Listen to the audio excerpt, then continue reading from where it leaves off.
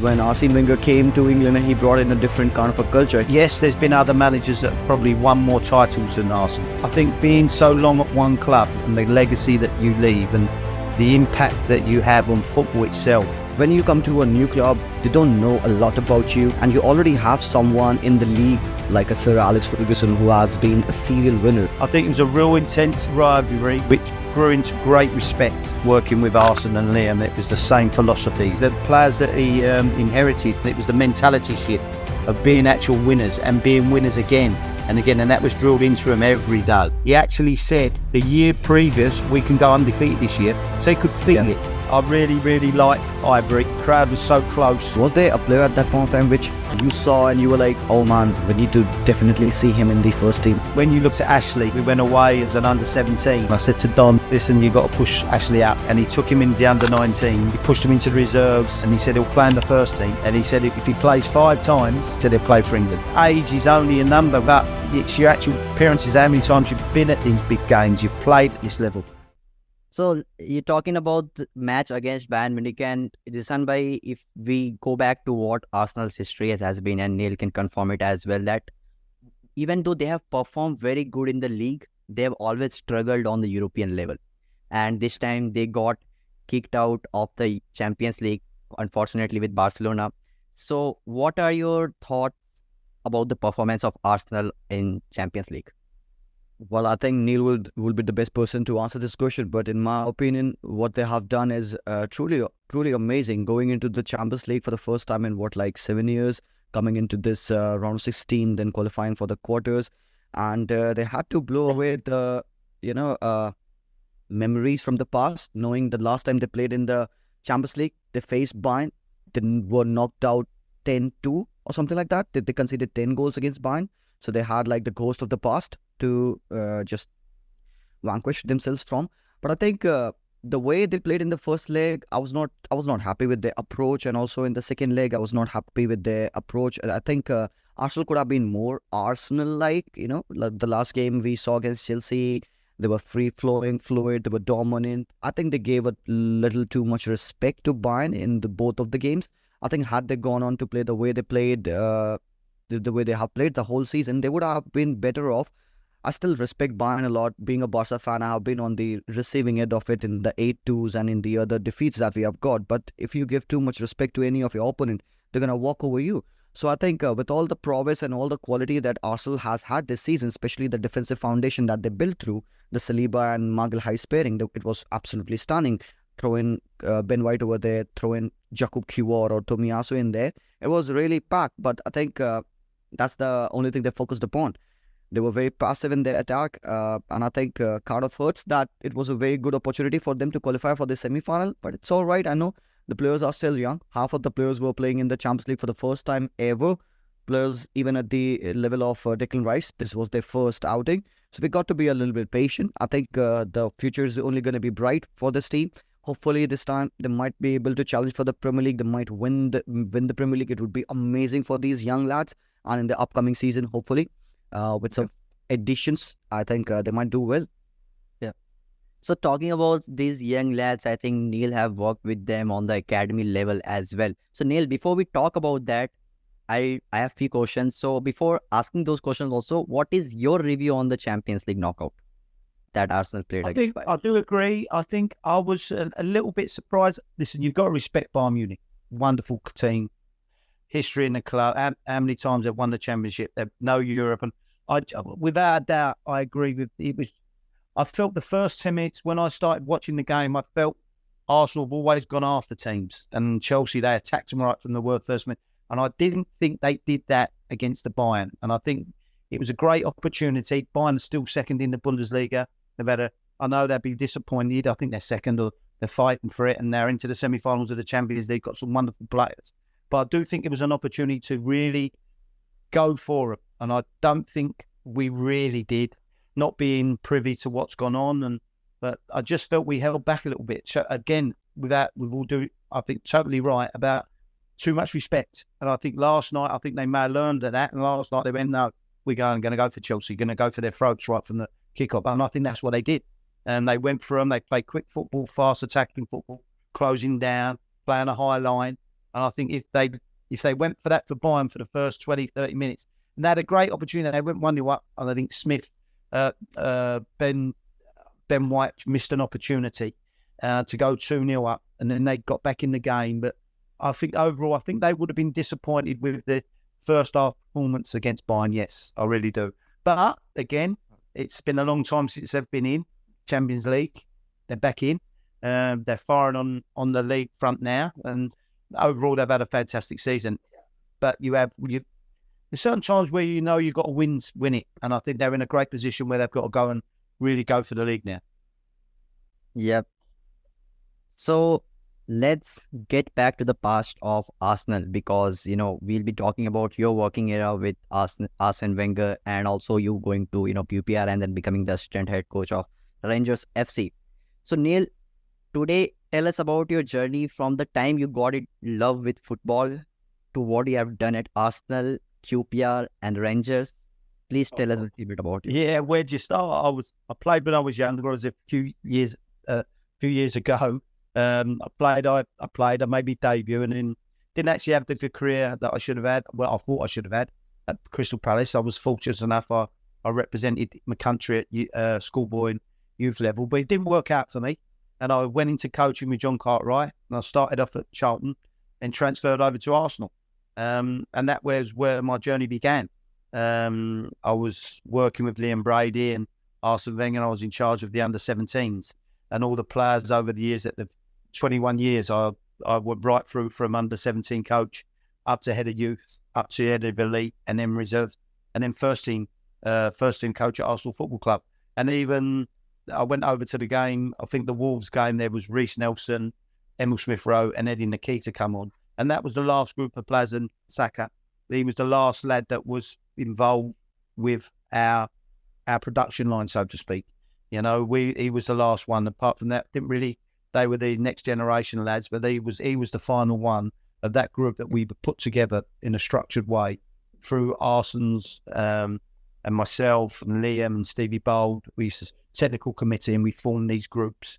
And then it was the philosophy behind how we're going to build these groups and how we're going to make these Arsenal players. And not just players, people as well, they were going from young boys to young men. So there was a big curve in that way, what they were going through. But we always felt that first and foremost, you become an Arsenal person. And it was taking care of the person first, and then the footballer second, to make him a footballer. And I think we did a good job at Arsenal, yes. Okay. So, Neil, tell me a little bit about the background that you have had with Arsene Wenger. I mean, when Arsene came to, Arsenal, a lot of fans were not happy because he came from Japan and he didn't have that British, culture in him. So, what was your approach that time towards Arsene Wenger? I think at that time, after Bruce Rioch parted from the club, David Dean was a big influence within the club, and they sat down and decided to formulate this way of doing things. That Liam Brady would come in as head of youth, Arsene would come in as head coach, manager. So if it didn't work out with Arsene, it wouldn't affect the youth academy. So I was then brought in with Liam, and then we worked closely with Arsene. And it was just about getting the best players, the best coaches. We was always working hard at what we were trying to achieve. And Arsene had a big say. His first few years, he was really concerned with the first team success, and he inherited a back five that was well schooled from George Graham, Bruce Rioch, and he's so switched on and intelligent to seeing that these chaps all coming to the end of their careers, but it gave them another 5 years, another 6 years, and it was great to see. And that the success was built, was that they were the backrock of Arsenal's early days success. Seaman, Boldy, Tony Adams, Martin Keown, Nigel Winterburn, Lee Dixon, their famous back five, and that enabled him then to spring into his ideas of producing a conveyor belt of talent. First team players for Arsenal Football Club, and then it was also having the technical syllabus to work with the players that you received or you recruited into your club, and then on continued work, continued training, and at the end of the day, we had the manager of Arsene who was going to give the young players an opportunity if they were good enough. So we had it was a really good era to work at the club because we had a manager that was fully focused and knew the importance of the youth players within a structured football team. Yeah, so do you think that it is very important to consider the importance of those youth players at, to connecting them with the first team? 100%. I fully believe that I was very fortunate when I played. I came from the Crystal Palace. It was youth production line, youth team, and that was from Terry Venables, who felt that the youth is a big pillar of a club's success and a club's foundation. And I think having that vision then, and then working with Arsene and Liam, it was the same philosophies that we worked towards, and I think it held the team in great stead. We had some really top groups of young players, and it was worked on. We worked a plan that we would get groups of players together and work these groups of players. Not all right there. It was all different positions. You could have 3 centre halves, it was just the quality of the players. And then you introduce the work that you do with them, and you have the syllabus and the technical qualities of your coaches to implement the work that you're doing with the players.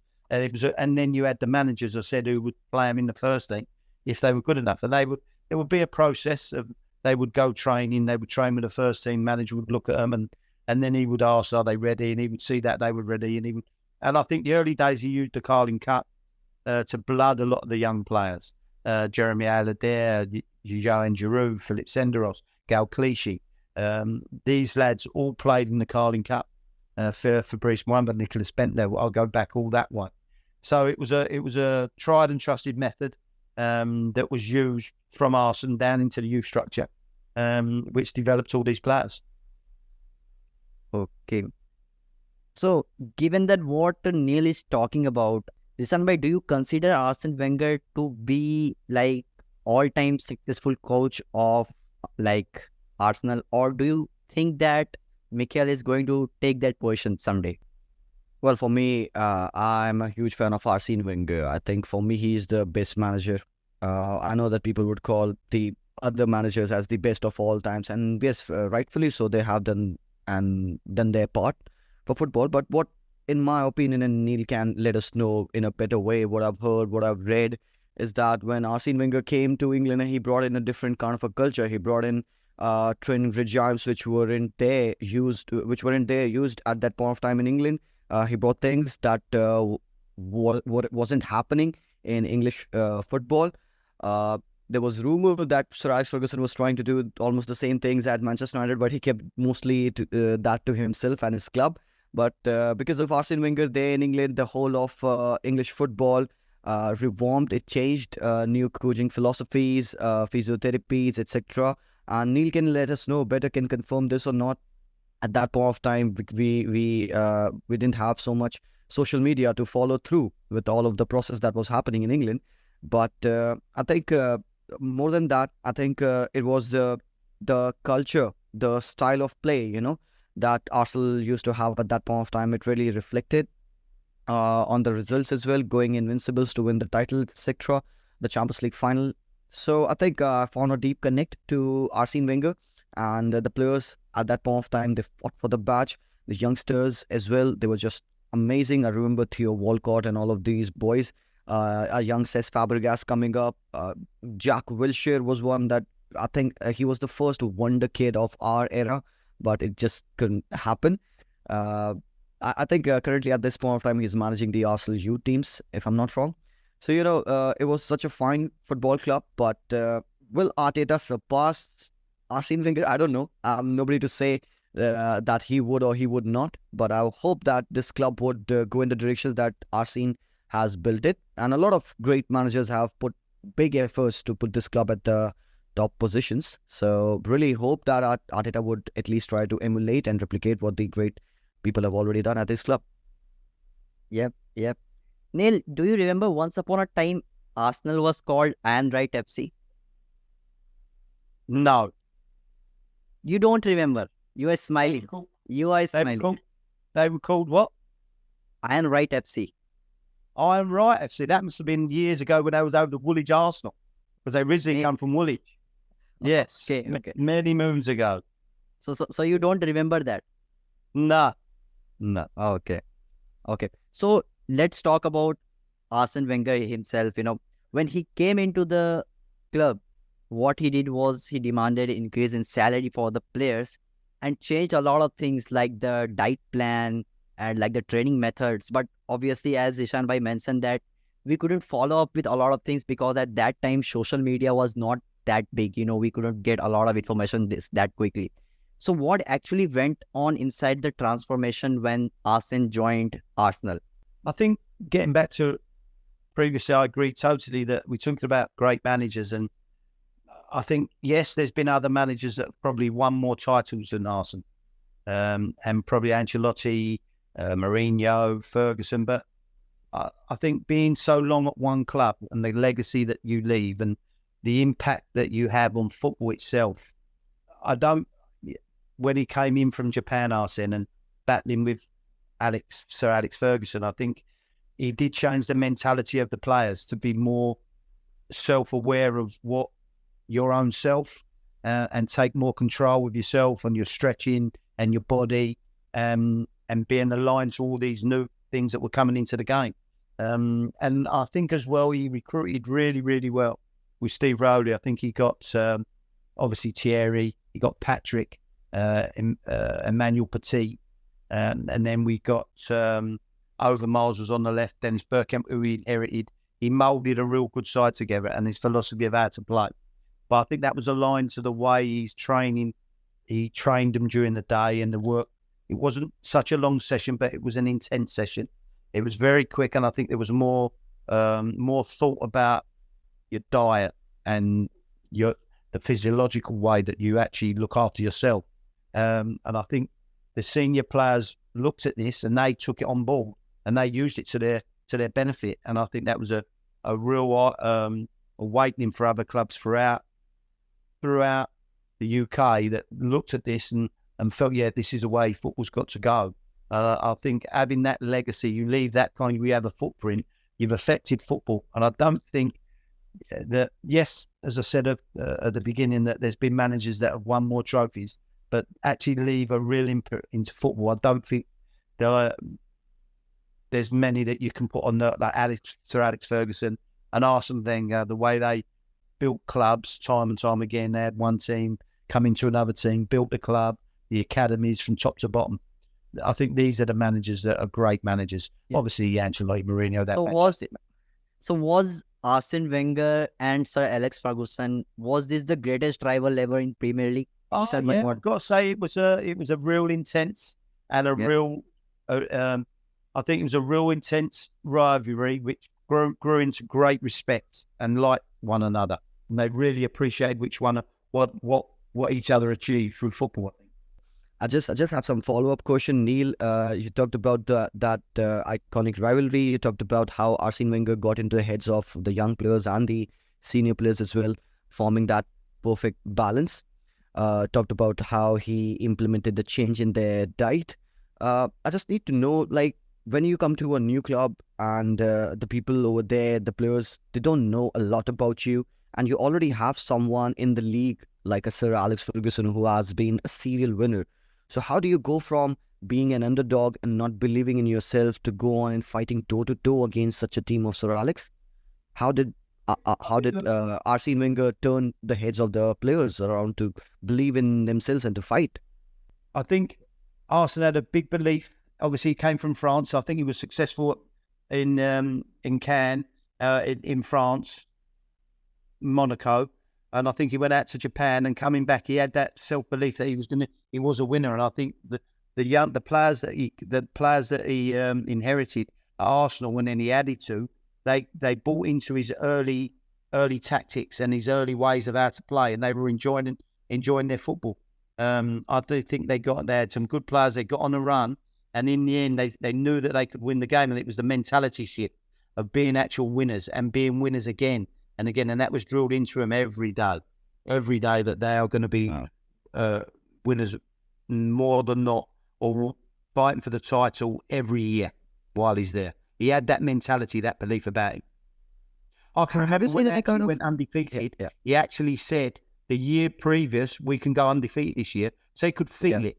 You've got to instill this into your players, this belief that you're going to be winners. And that's what he was so strong at, mentally, extremely strong. Yeah. So basically, another follow-up question from that is, what actually did he require from you as being an assistant? Basically, what was your job? What specifically was your job to help Arsene Wenger and his youth teams? Basically, who were the players that you took care of? I went in there as a youth team coach with Liam Brady, and then I become a head of youth, and that was all come from Liam. That's come from Arsene. They had regular meetings. And he would lean it. He would then feed it down to us what kind of players they were looking for, how football was moving, what kind of athletes we got to be looking at, what are the criteria of an Arsenal football player. So these were what the actual the ideology of an Arsenal footballer came from Liam and Arsene. And so the scouts would recruit, and then we would work with them in their specific positions. We had a syllabus that we worked towards, which was quite, how can I put it? It wasn't a strict syllabus. It was just, these are the credentials we need. Our footballers, our young players to be Arsenal for technically, tactical, or mentally strong. So we had to work on these, and then they would be involved with the first team. And then again, he would look at them, and we would have discussions on what they had to. They all had their individual programs, and then we would. It wasn't so much group work; it was your individual work, because it wasn't such a team under the team that he was really obviously focused on, that main everything was the first team. Everything else was development. So it was a more development program for individuals. Yeah. So you would have your own individual program. So you would work for you to become an Arsenal first team. And the coaches all understood it. We had regular meetings. It was all worked out to the nth degree, really. And then we would just work with the players, and they would get their opportunity. And then it would be to them how they did when they went into the first team. But that was all structured from Arsene's view of what an Arsenal player is going to be looking like and how he's going to implement into the first team. And it was my job was to, when I was youth team coach, was and head of the elite group, was to form the groups, work with the other coaches, put a syllabus into practice that all the young players would work to, that the individuals, it was all individual based. Wasn't, and obviously you had your team, which your team structure was for the way to you look as an individual. So are you working within the team, and are the areas that you've got to improve on working within the team? So you was actually looked at when you played your games, and then to make sure that you were working towards what Arsene want as a player. It's no good going over one time and he said, yeah, he's doing okay, but needs this. Then he comes out and we don't work on the areas that he needs to improve on, to then go back and then he's still the same. He wasn't happy. He said, no. They've got to improve. They've got to always, the manager's got to let you know what these players need to have to go to become first team players. And the groups were all put together. We had two groups. We had two great lines of thought. One was the actual development group, and then it was the elite group. So we'd have two different groups working, the best with the best. It was all working towards one another. And loads of the times you work yourself, because if you're in a group, you're all working against one another day in, day out. I think Chelsea had the same when they had these groups of young players that they've had come through. It was a structured environment that we actually sat down and spoke about, and we looked at the actual players that we had got, and we actually made two groups that I was saying. One was the elite group and one was the development group, and the elite group will work together on their own quite a few days of the week. Okay. And then out of them, some of them players would go and train with the first team. So the standard was extremely high of who they were training with. And then we had a technical syllabus that we worked towards. It was all individual player development. And then the coaches had to implement that, what the individual players needed. And it was a great way of success. We had Jacques Cavassier from France come in. That was, Arsene was very much into the actual intelligence of a footballer. And he says you build a player, but you make sure the roof's right. So he was very, very, very, very interested in the intelligence of players and their characters, and they would have tests. And we actually sat tests with Jacques Cavassier, and all what he wrote about and the players that came through he actually come out and said what their character was like, and it was really interesting. And it's just a continual work program, and you implement all the areas of work that you feel that's going to benefit the player, and that's what went on. It was from hard work and also working with one another in their own groups, which I was touched on, which I think Chelsea got as well, and I think Aston Villa have got that at the moment. They've got some really good young players developing. But if you look at the groups they work with, it's so important that you have a good standard of group, because then the individual can develop even further. I think they push one another on. You have also worked as the head coach of under-17 Arsenal, right? So my question to you is, when a young player is coming into the team at under-17, what is the main focus of the coach or the entire coaching teams to prepare that player for the next level, maybe the under-23 or maybe the reserve team? What do those players actually learn at that age group at Arsenal? I think by the time you become you're in playing for the under-17s, 18s, I think you're well on. That's already been decided by the time when you was under-14s. They was looked at and examined physically. How they're going to physically mature? How they're going to mentally mature? And then technically, it was the work that they were doing every day. So by 14, 15, we already had an idea who was going to be the A, B players. We always looked at the A players for Arsenal, B players to give someone a career. So and then the third, obviously, the overriding one was make him a good person as well, which that was our philosophy at the club at the time. So I think by the time you're playing for the 17s, you're well on your way to being a footballer for Arsenal at some level or another at another club. I think the players that the first one was Ashley Cole, who came through. Then you had the likes of Luke Hayden, who left, but went down to Yeovil, come back. He worked his way back up. Leeds, was in the Premiership at Leeds. And we had Fabrice Mwamba, who went to Birmingham. Nicholas Bentner, who played for Arsenal. Seb Larsson, who had 150 odd caps for Sweden. These was the players that wasn't the A players for Arsenal, but they had great careers. Stevie Sidwell were another one who had a great career. And then we had the likes of Jack Wilshere, Seb Fabregas, Gal Clichy. These are the lads that all came through the academy, but came in from Europe as well. And I think there was lads at the time when Arsene first came to the club, he so focused on the first team, it was difficult for the likes of Stevie Sidwell, Jay Buford, Ben Chorley, Maurice Volts to really break through because of the standard of the first team was so high. But they've had great careers, great careers. And that was what our real philosophy was, to give these young lads a good career in football. Which academy player has been the best product ever for Arsenal, like in terms of the success of the team? I probably would have said, coming from an academy, actually academy, obviously you've got to look at Ashley Cole, who went on to Chelsea. He would have been one of the best. Jack Wilshere was also another one that his career got curtailed through injury. Them kinds of players would have been the best players. At the moment, you've got Saka, and then you've got, obviously, you've also got Eddie Nketiah, who come from Chelsea, same as Declan Rice, who came from Chelsea to West Ham. They left Chelsea. I think you can say coming from the academy, I think Jack, Ashley, them kind of people. That was very insightful, to be honest. The talks about the under-17 players, talks about the whole elite and the development coaching team.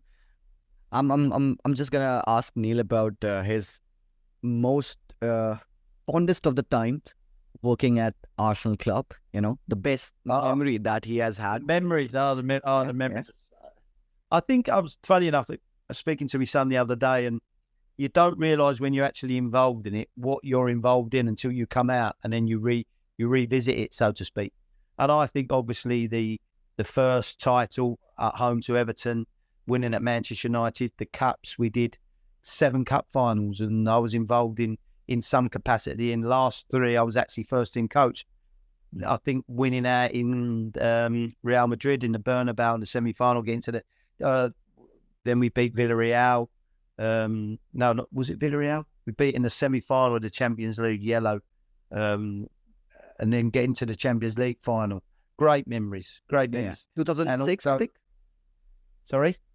2006, I think that was 2006, was it? Yes, going to Paris, and unfortunately we didn't win it. But then we had then obviously there's been when we transferred into the Emirates, and the big changeover from stadiums and being so close, and seeing the Emirates grow from the breaking ground to building the stadium to what it is today. I was there. It's a fantastic arena, and you go there now, and they're on the cusp of winning the league. It's fantastic. I really do hope that they pull it off this season. Which one do you like better? Was it the Highbury or was it the Emirates Stadium? I think the Emirates is growing. The Emirates is growing on me. I really, really liked Highbury. The crowd was so close. It was a real good football stadium. But the Emirates is getting there. I've got to say, I think a lot of people will. I think possibly the older generation will say Highbury. I was very fortunate to see Highbury fall, and now I've been very fortunate to see the Emirates fall. So I think I'm probably the Highbury's drifting, your memory's drifting away a bit, and I'm seeing more of the Emirates. So I think I'll probably go for the Emirates now, but we need a trophy.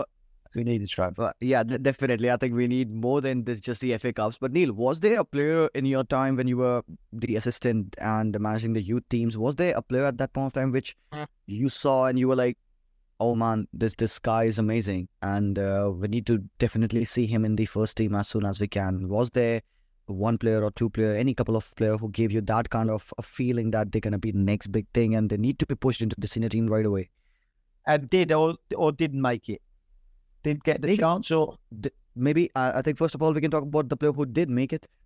Yeah, who did make it. Move on to the second. Well, I think when you look at Ashley, from years and years, I can remember Ashley. We went away as an under-17, and I came back and I said we went to a tournament over a weekend up in Kiel, and I said to Don Howe at the time, listen, you got to push Ashley out.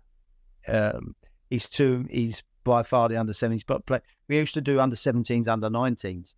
And he took him in the under-19s, and Don said, this kid, he's got stardom written all over him. He said, and he pushed him into the reserves, and he said he'll play in the first team. And he said if he plays 5 times, he said he'll play for England. And he was going to go to Crystal Palace on loan, but I think one of the left back got injured, and Ashley got his opportunity, and he never looked back. He got into the team. No one ever got him out, and probably one of the best left backs we've done in this country. So you'd probably go for Ashley, and then went on to Chelsea. Obviously, Jack Wilshere was one that you say. I saw Jack as an 11-year-old, and you know he's got it. You knew he was going to be a player. Cesc walked in at 16 from Barcelona, and these lads, you can see they're going to be given the opportunity. They get the opportunity. Robin van Persie come across, and these kind of players. They was wonderful players. And then the ones, Serge Gnabry. Yeah. Serge Gnabry, who come over from Germany. Peter Clark was a scan Germany, brought him over, did ever so well, and for some reason just lost his way a little bit at the Arsenal. Played really well one game against Tottenham, went out on loan, wasn't too successful, and then came back, and then decided to go back to Germany, and he's been Bayern Munich, won the Champions League, he's German international. But he was one that another one who you saw, Daniel Malen, come over from Holland.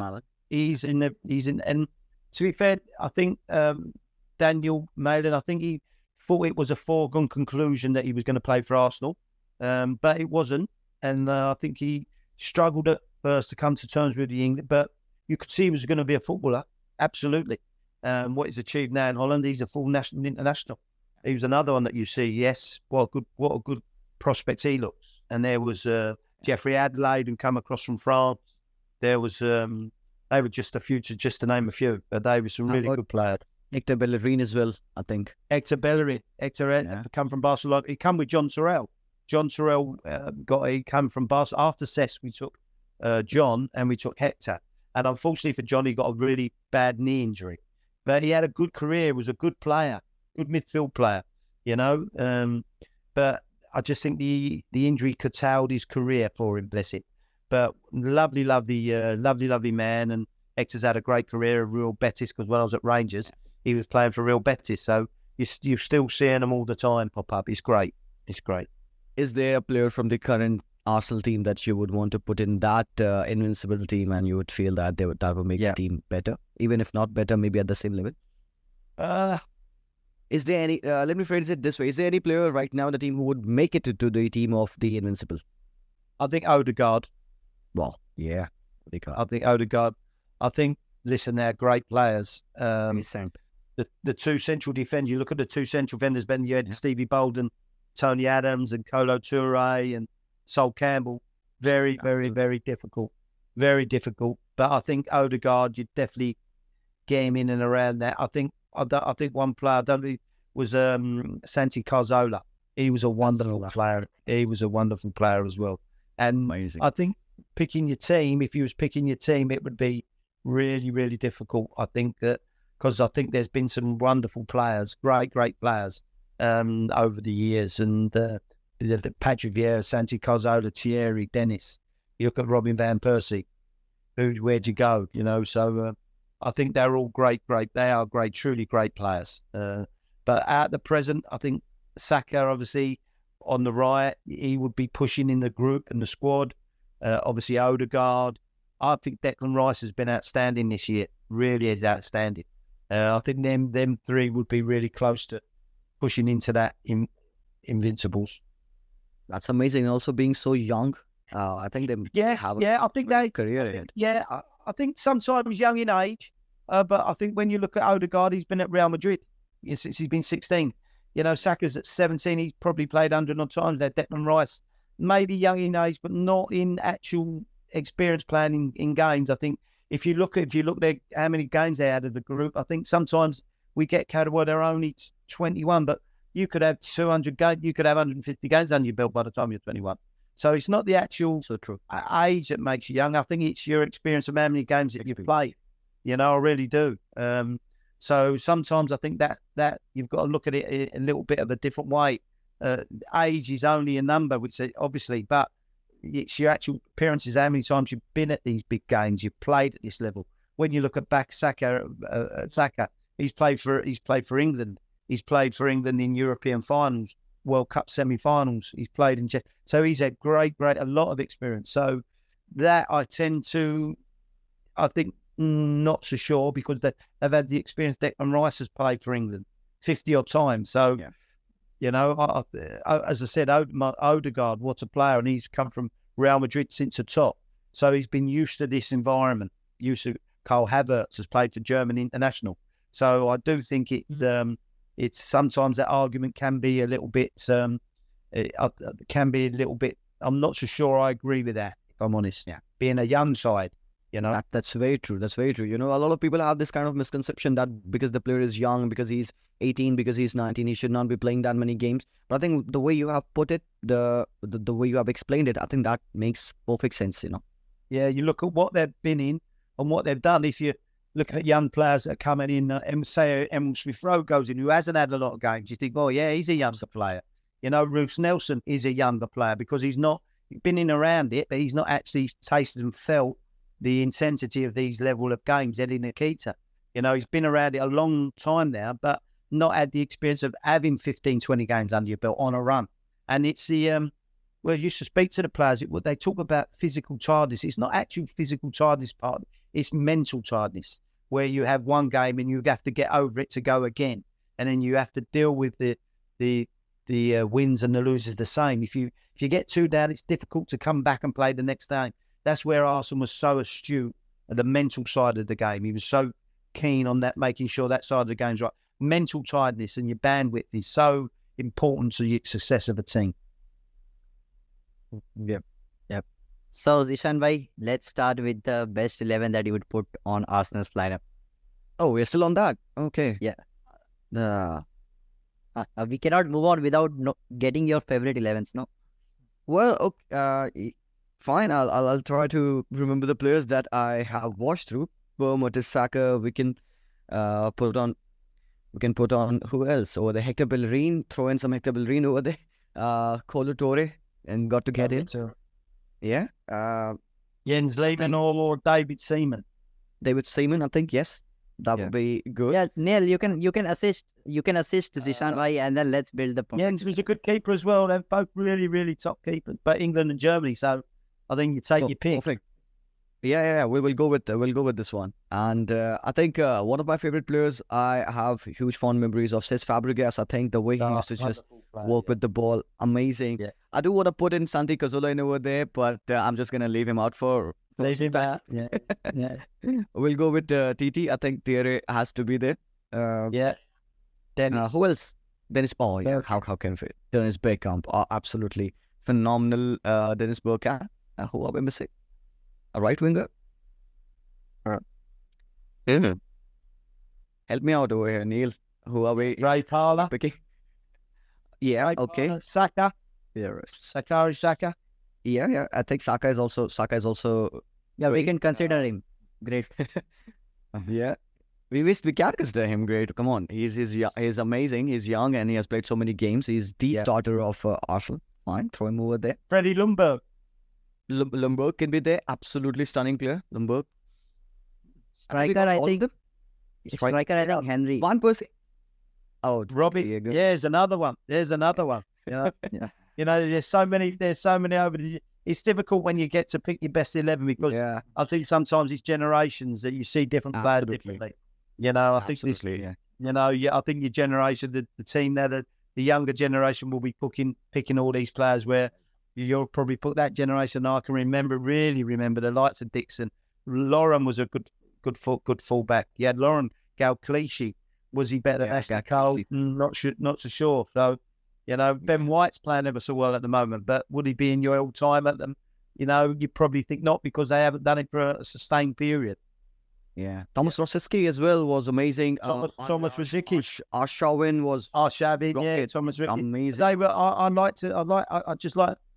like if you're picking your best 11. I think someone who's been there for a period of years. Yeah, really had a real good input into the history of the club for me. And I think they like Bergkamp, Henry, Patrick Vieira, Tony Adams, Stevie Cole. Aren't we missing out Robert Pires? Yes. Robert Pires. Yeah, Gilberto Silva. Another one. Great players. Could we consider Podolski in one of those names? Not sure. He's a good player, but not so sure. Not in your best. Yeah. Not in your best. Not your best, right. Just all Campbell. Patrice Vieira has to be there. Absolutely. Yeah, Patrick, great captain and a great leader of teams. Yeah. Two great Frenchmen. Too many to mention. Pires. Yeah. Too many to mention. Yep. So finally, this season is coming to an end, and I hope that Liverpool wins the title. So Neil, let's not talk about. No. Bro, you got two Arsenal fans over here on the stream. You can't do that. Neil, Zeeshan is being unloyal to his club. He is actually a Barcelona fan. But you know, given the